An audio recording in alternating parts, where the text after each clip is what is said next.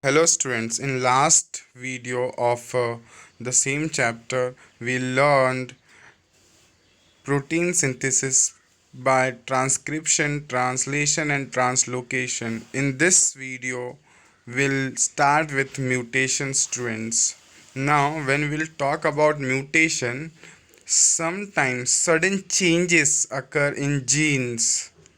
Sometimes any nucleotide of genes changes its position, causes a minor change which is nothing but the mutation students. I'll show you students with the help of diagram. Here when you will see, we can see mRNA is shown over here students. Now what is happening here?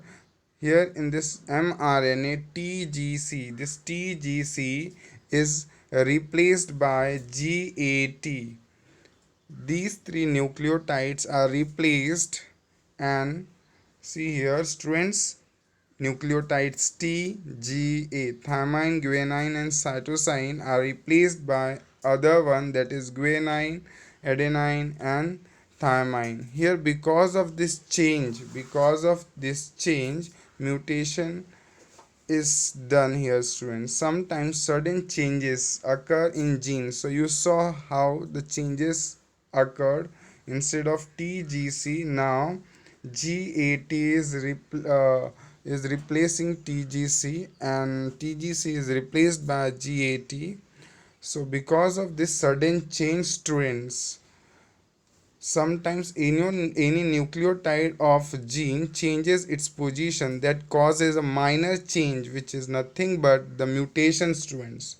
Some mutations may be minor but some may be considerable. Example, mutation may cause the genetic disorder like sickle cell anemia. Now I'll tell you what is sickle cell anemia students. Here when you will see, our blood is having RBC, red blood corpuscles. What they do, they carry oxygen. They carry oxygen from respiratory tract, that is our lungs, to the cells of our body. Now what happens in sickle cell anemia? In sickle cell anemia, the cell shape changes and it becomes like a sickle cell.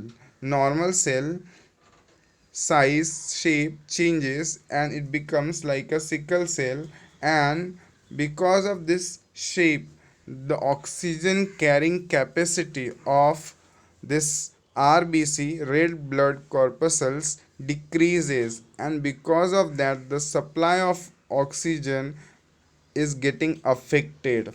So the people who are suffering from sickle cell anemia, they are always having this problem, and as the oxygen is not supplied properly to the cells can't produce enough energy. As we know, for the production of energy, glucose, and not only glucose but also oxygen are required. So if oxygen is not delivered to the cell properly, the energy production gets affected students, and those people who are suffering from sickle cell anemia, they feel tiredness, laziness whenever they do even a small physical work students. So this is about sickle cell anemia is an example of mutation students. Now mutations are because of certain genetic changes. Let us go ahead in this chapter. When we'll go ahead in this chapter, our next topic is evolution students. When we are talking about evolution, what is the function of, see here students, when we'll start with this topic, in our textbook there are few questions given over here. So let's see those questions and then we'll move ahead to the topic evolution students. What is the function of appendix in our digestive system is the first question. And second question, are our wisdom teeth really useful for chewing the food? So let's see first answer. Here appendix of human digestive system is functionless or vestigial organ students. I'll show you what is appendix students. Here when you will see our large intestine at the base joining of the small intestine and large intestine, there is a tube like structure present over here, students. This is called appendix. Now in human body and present time, this appendix is useless and vestigial organ, students. Useless and vestigial organ. So we know what is appendix. Appendix is present at the joining of small and large intestine. It is tube like structure and it is a vestigial organ. It is a useless organ present in human body, students. So we got first answer. Now second question, wisdom teeth really useful for chewing food? No, wisdom teeth are not useful for chewing the food. Students, normally in our mouth we get teeth by the age of 5 years, students. But wisdom teeth, it comes in the age between 70 to 25 years, in 17 to 25 years, when we are well grown up, and that is the reason why this is called wisdom teeth, students. It is called wisdom teeth. Wisdom teeth are a third set of molar, students. You can see here, first set of molar, second set of molar, and this third set of molar is the in the back of your mouth, is called wisdom teeth. They usually come in between age of 17 to 25. As they come in this age between 70 to 25, when we are well grown up, it is called wisdom teeth, students. So again, it is a vestigial organ we normally don't use, and most of the time it is seen this wisdom teeth do not come properly. It always come in a wrong direction, and they create problem, pain in our mouth. And most of the time it is seen that they are operated by a doctor and removed from the mouth. Here these wisdom teeth are useless and vestigial organ again for human beings, and this is also one example of vestigial organ present in our body. So we have learned two vestigial organs, appendix and wisdom teeth today, students. So let's move ahead. Now our third question given in our textbook is, why did the huge animals like dinosaurs become extinct? Now dinosaurs could not adapt to the environment in which they were trying to survive.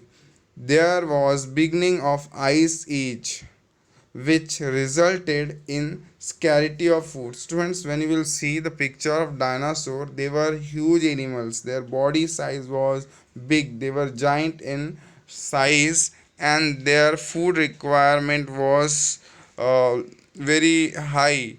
And dinosaurs could not adapt the environment in which they were trying to survive. There was beginning of ice age, which resulted in the scarcity of food. Scarcity of food, that means they were not having food, and because of the lack of the food, they extinct, students. Now here one more theory is there. The starvation was one of the reason for extinction. Not only that, but also one more theory is there. According to one theory,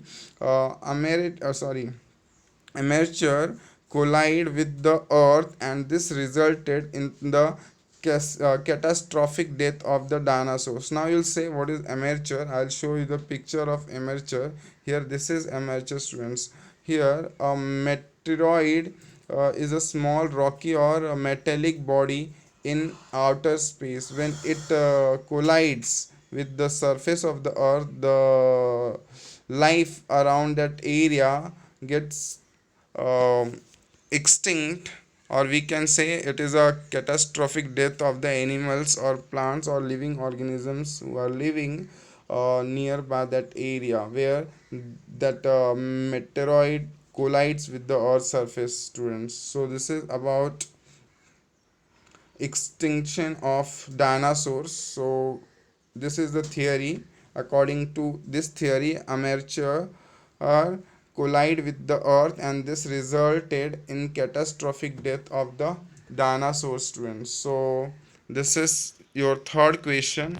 Now let's move ahead, students.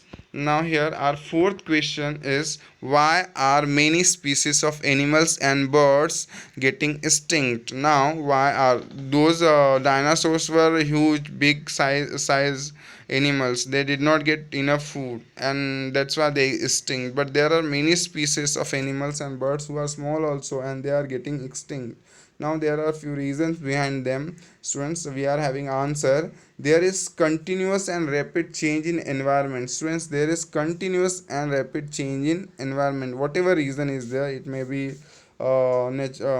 it may be a pollution, climatic change, it may be urbanization, whatever reason is there, students, there is continuous and rapid change in environment which is causing threat to the natural habitat, which is causing threat to the natural habitat of the animals and birds. Now if they will not get habitat, they will not have place to live, how will they survive?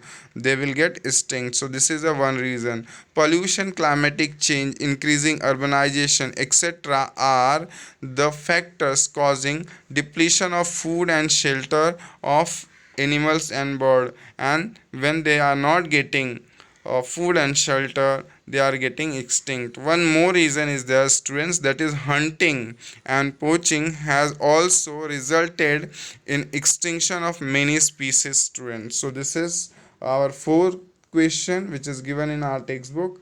Now we can start with the evolution, students. What is evolution? Evolution is the gradual change occurring in living organisms over long duration. So whenever there is a change which is occurring in a long duration, it is called evolution. Here this is a very slow moving process, students. This is a very slow moving process through which the development of organism is achieved. So evolution is a slow process. It takes and it is a gradual change. It is a gradual change, and it which development of organism is achieved. So organisms are getting developed through this evolution. Now formation of new species due to change in specific characters of several generations of living organisms as a response to natural selection is called as evolution. So this is a definition of evolution: formation of new species due to change in specific characters of several generations. It takes several generations to end. Several means not one or two generation, it takes 100 200,000 generations, and then we get this evolution, students. Let's move ahead. Here one example of evolution is shown over here, from lemur to today's human being. Students, do you know how much time is taken for this evolution? 7 crores of years, students. 7 crores of years. So you can imagine evolution, how much time is taken and how slow it is. Let us continue. Evolution of life on earth. Evolution of life on earth. The diversity of life on earth today is result of evolution. Life began on earth at least 3.5 billion years ago. So students, please remember this: 3.5 billion ago, years ago, and has been evolved ever since, and this evolution process is going on till now. At first, all things on earth were simple, single celled organisms. So, first initial life on earth was in the form of single cell. Much later, the first multicellular organisms evolved, and after that, Earth's biodiversity greatly increased. And so, today's biodiversity on earth is a result of evolution of last 3.5 billion years. Animal diversity ranges from unicellular amoeba to paramecium to man, small amoeba and paramecium to man. This diversity from unicellular to multicellular is an example of animal diversity, students. Whereas the plant diversity consists of various species ranging from unicellular chlorella to the banyan tree strains. So you can see small to huge one. There is a variety. There is a diversity, big biodiversity which is the result of last 3.5 billion years. So students, let us continue here. Evolution of human being is shown in short, students. Single cell to unicellular, chordata, lobe find, amphibia, reptile, T-form, terrestrial. Here P robustus, H erectus, and H for Homo students, and now Homo sapien. So here students, this is the life process, this is the journey of a human being from single cell to today's human being. In short, it is tried to explain you students. Let us continue. Theory of evolution. When we are talking about theory of evolution, according to the theory of gradual development of living organisms, first living material protoplasm has been formed in ocean. So life started from ocean students. In due course of time, unicellular organisms were formed from this protoplasm. Gradually, changes occurred in unicellular organisms, from which large and more complex organisms were formed. Large and complex organisms were formed. Duration of all these changes is at most 300 crores years, students. 300 crores years. Changes and development in living organisms had been all around and multidimensional, and this lead to evolution of different type of organisms, students. This leads to evolution of different types of organisms. Let's continue, students. Now here, let us learn some evidences of evolution. When we are saying that evolution is there, few evidences are there of these evolutions. So let us learn all the evidences one by one. Here first, morphological evidences are there. Morphological means shape, structure. Students, when you will see here, uh, when you will see the animals, first three animals, dog, sheep, and fox is there. Here in all three, their nose, their eyes, their ear structure are, sorry students, ear structure are same. So when we'll see this, we can say, we can come to conclusion, we can um, come to the conclusion that all the three must have the same ancestor. They must have be evolved from the same ancestor. Ancestor means past parents, students, generation. Many years ago their parents must be same, and from that parent they must have evolved in several generations, students. When in a same way, when you will see the plants here, mango, chiku, and guava plants are shown over here. When you will see the leaf structure, when you will see the leaf structure, their venation is same. When you will see the fruits, they are having seed, all the three are having seed inside, and their plant size is also almost same. So we can say these plants must have evolved from a same ancestor plant, students. So here let us go through this. Various similarities like structure of mouth, position of eyes, structure of nostril, ear pinna, thickest distributed hairs on body are seen in animals, whereas similarity in characters like leaf shape, leaf venation, leaf petiole occurs in case of plants. This indicates that there are some similarities in those groups, and hence it provides that the origin must be same and must have common ancestors, students, common ancestor. Now let us continue. Second, evidences. Second, anatomical evidences are there, students. When we are talking about anatomy, we are studying structure of bones, structures of bones. When we'll study the structure of bone, here bone of the forelimb, that is hand of human hand, cat's foreleg, patagium of bat, and flipper of whale is shown here, students. Normally when you will see, it will look different to you, but when you will see the joints, you will come to know they are similar. There are similarities in their joints, students. When you will see these joints, you will find there are similarities. So here let us go through this. If you carefully observe the picture, there does not seem any superficial similarity is not there between human hand, foreleg of cat, flipper of whale, and patagium of bat. But similarly, use of each of those structure is different in respective animals. Their use is also different, students. But however, there is similarity in structure of bones and bony joints. When you will see the structure of bone and bony joints in organs of each of those animals, there is similarity. This similarity indicates that those animals may have common ancestors, students. They must have common ancestor. So these are the anatomical. Now vestigial organs, students. Third evidences we are going to study is vestigial organs. Degenerated or underdeveloped useless organs of organisms are called as vestigial organs, students. Here when you will see few examples are shown here as appendix and wisdom teeth, we have already studied. Here ear muscle is shown here, students, and tailbone is shown here. These examples, when you will see, these all are vestigial organs present in our body, and they are of no use.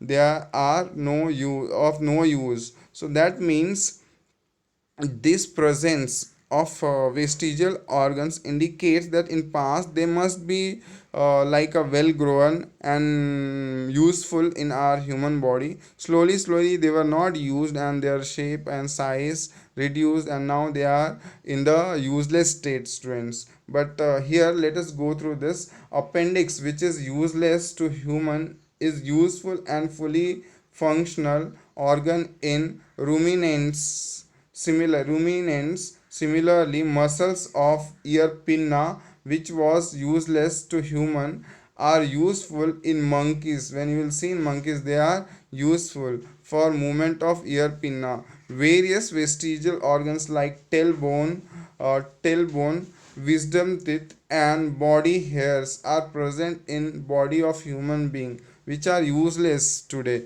but in past they were useful. When we'll see in our past, our ancestors, they were using these all organs, and in their body these all organs were in working state. They were not useless, but slowly these organs were not used, and now they are in a useless or vestigial state, and these are called as vestigial organs. So but presence of this vestigial organs, they indicate towards that the past ancestor, they must have this in working state, and we are evolved from them. So this is the proof of evolution. Again, this is the proof of evolution. Next proof of evolution we are having, evidences of evolution we are having, is paleontological evidences. What is paleontology, students? I'll explain you what is paleontology. Paleontology is a study of history of life on earth, students. History of life on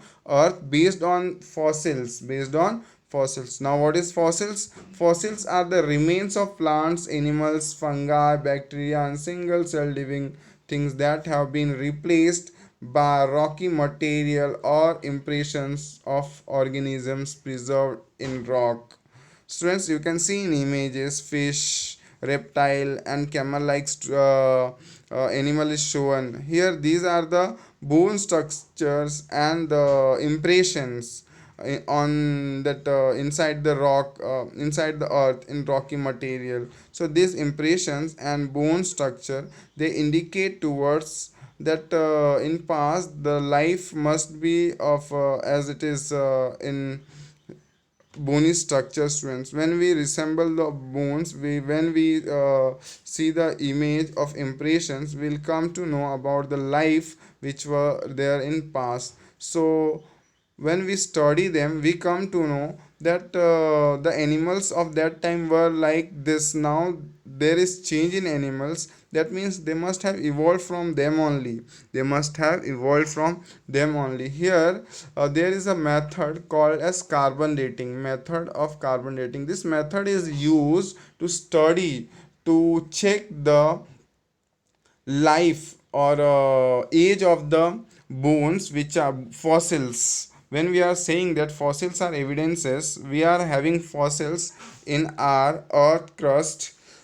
So how to check how old these fossils are? So to check the age of fossils, we are having a method called as carbon dating method. Here carbon consumption of animals and plants stop after death, and since then only the decaying process of carbon 14 occurs continuously. In case of dead bodies of plants and animals, instead of remaining constant, the ratio between the C14 and C12 changes continuously, and C12 in iron, C12 in is non-radioactive. Students, here in our body two types of carbons are present, C12 and C14. C12, here in both the case number of protons are same 6, but number of neutrons are different. One C12 is having neutron 6 and C14 is having number of neutron 8.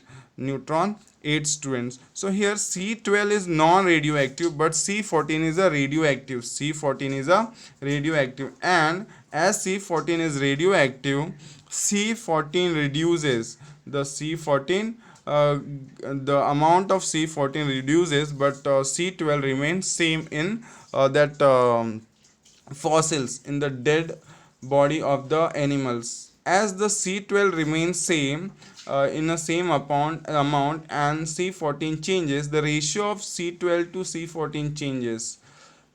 Now, the time passed since the death of the plant and the animal can be calculated by measuring the radioactivity of C14. We know that C14 is radioactive, it decays, it reduces. C12 is non-radioactive and it do not reduces, it remains same. So ratio changes, and this change in ratio is studied, and from that we can predict, we can calculate the age of the fossils. This carbon dating method is useful for checking the age, to finding out the age, to predicting the age of the fossil students. So this method is used, and from this we can come to know that living organisms must have lived on earth how past, and from what is the age of the fossil students. Here one more way is there.